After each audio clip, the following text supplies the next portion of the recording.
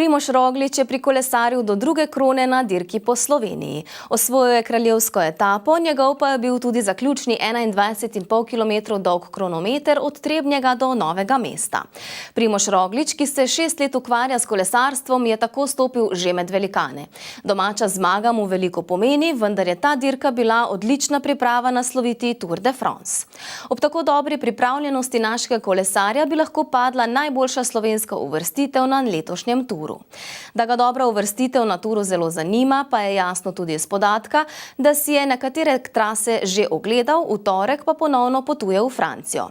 Na tokratni dirki po Sloveniji sta za veselje poskrbela tudi Matej Mohorič, ki je končal na 3. mestu, ter mladi Tadej Pogačar, ki je bil bitko sekund v boju za belo majico najboljšega mladega kolesarja.